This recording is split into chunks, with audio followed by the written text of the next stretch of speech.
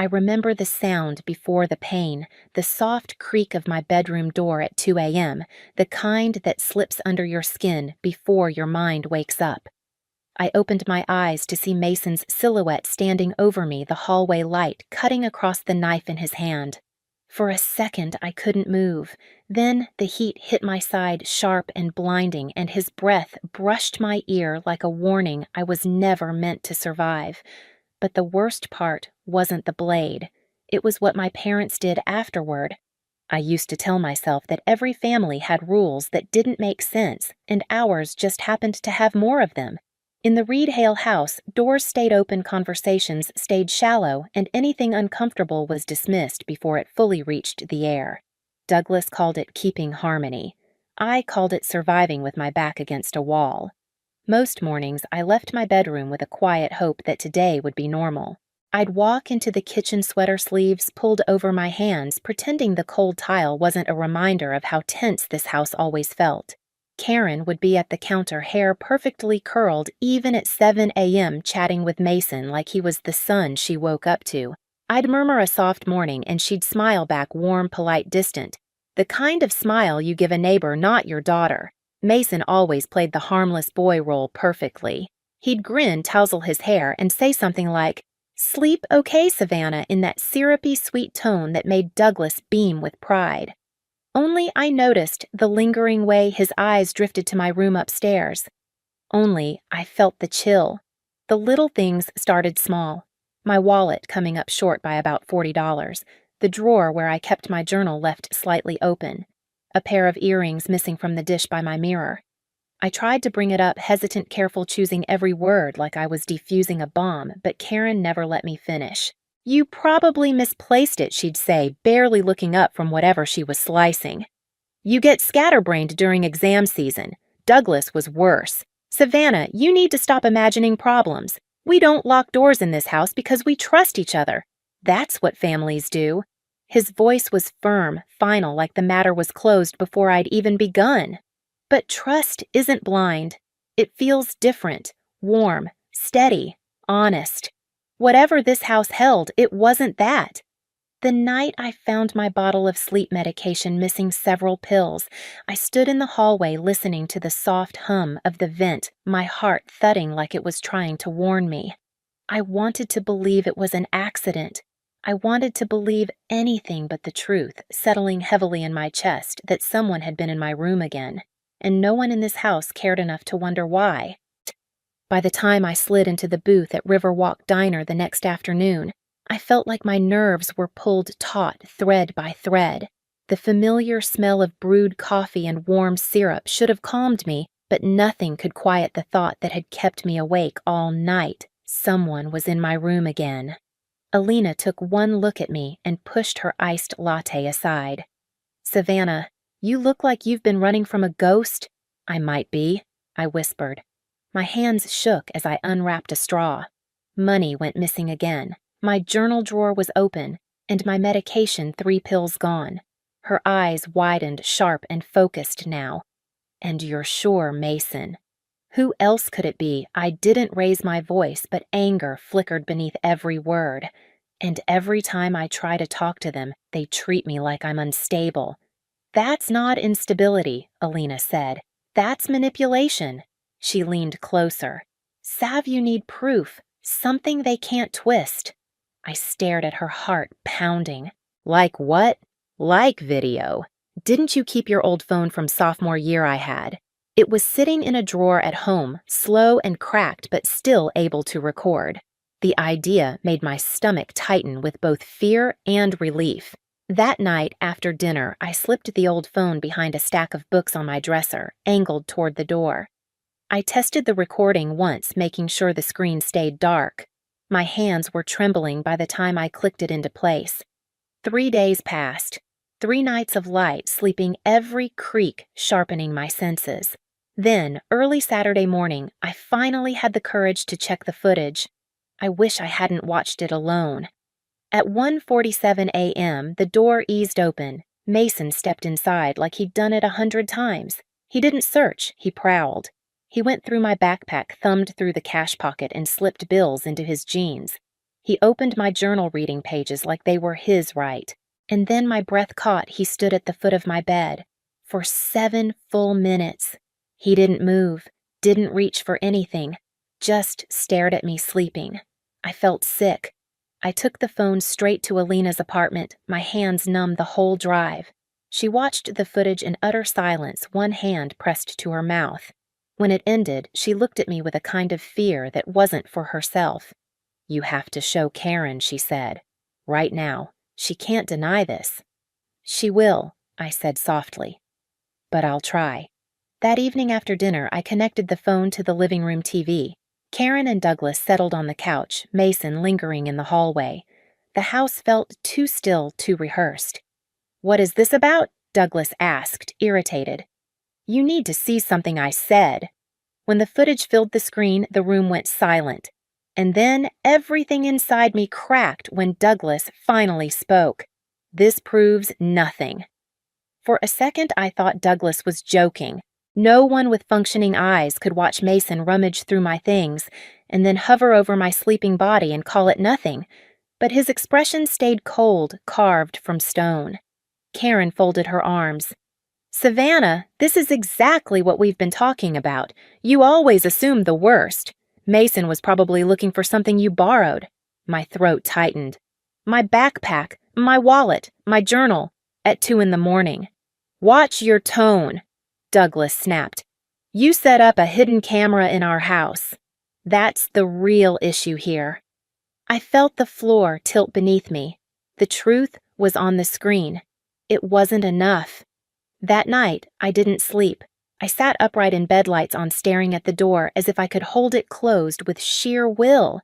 The footage replayed in my mind until dawn broke in pale streaks across the walls. When the attack happened, when I woke to the burn of a blade slicing into my side at 2 a.m., it felt inevitable, like every ignored warning had been leading to that moment. I remembered Mason's whisper close to my ear, shaky, paranoid.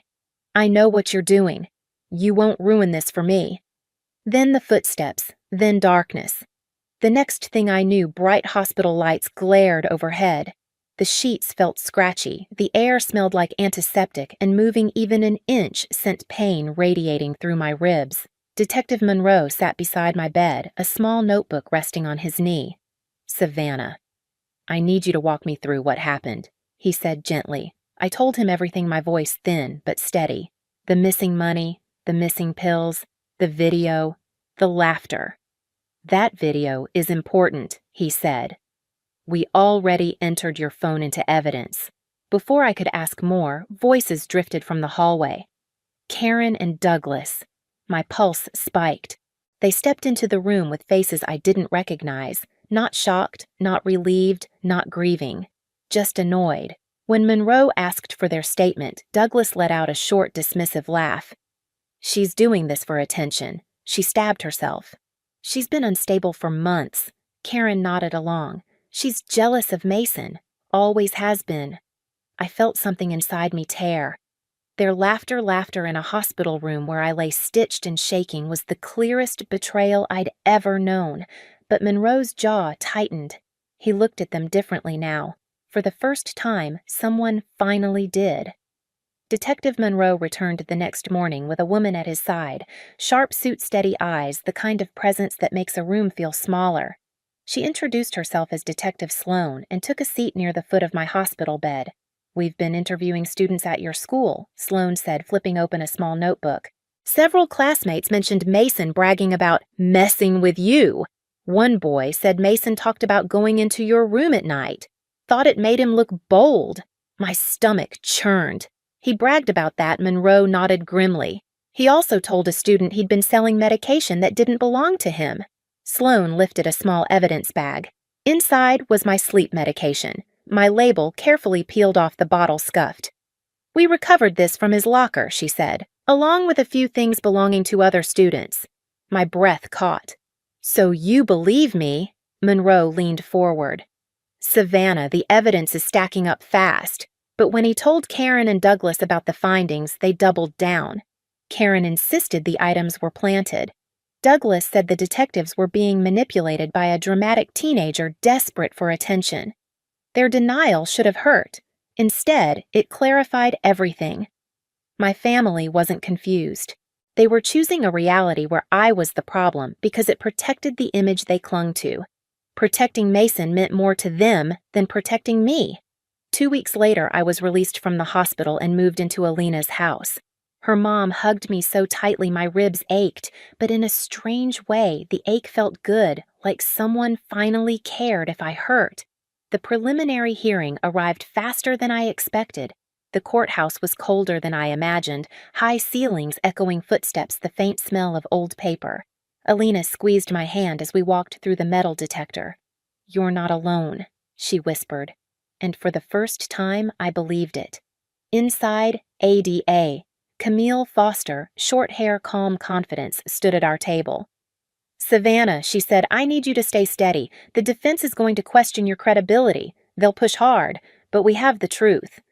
The Reed family entered moments later. Karen didn't look at me. Douglas shot me a glare that felt like a warning. Mason shuffled behind them in a juvenile detention uniform, looking smaller than I remembered, but his eyes were the same. Cold, calculating. The hearing began with testimony from Monroe and Sloan. They laid out the facts: the missing money, the missing pills, the no locked doors rule, my repeated attempts to report concerns, and the video footage. When the video played on the court's large screen, a hush fell over the room. There he was, Mason, moving through my room with chilling confidence, touching my things, standing over my sleeping body like he owned the air I breathed. Karen flinched, but only for a second. Douglas whispered something to her and her expression hardened again. Then Sloan presented the items from Mason's locker. The medication, the belongings stolen from other students, notes from interviews. Every piece fitting together like a puzzle no one wanted to admit had always been there. But the moment that shifted the room came when Dr. Rowan took the stand. She spoke with gentle firmness, explaining my therapy sessions after my father's death, my increasing anxiety over the last 8 months, and her documented concerns that the home environment was causing emotional harm. "Savannah has never displayed signs of self-harm," she said. "Not once in 18 months. Her fears were consistent, specific, and expressed long before the attack." The defense attorney stood. "Isn't it possible she staged these events for attention?" Dr. Rowan didn't flinch.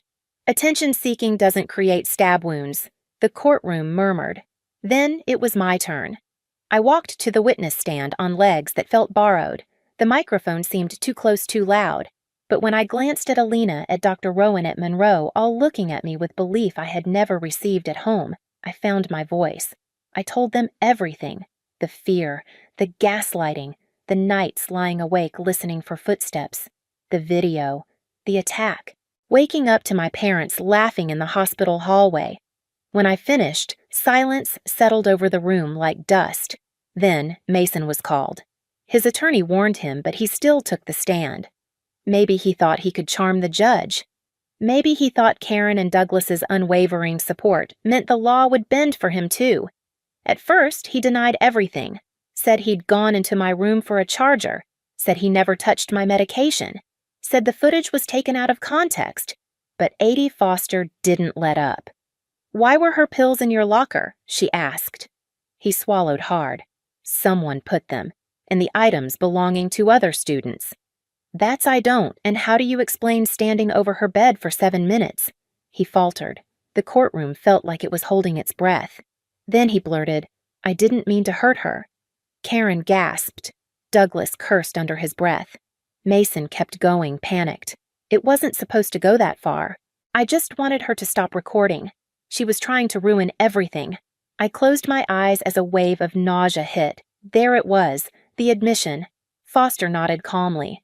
"So you did enter her room that night." His jaw clenched. "Yes, but not like. And you did stab her." His voice broke. "It wasn't deep.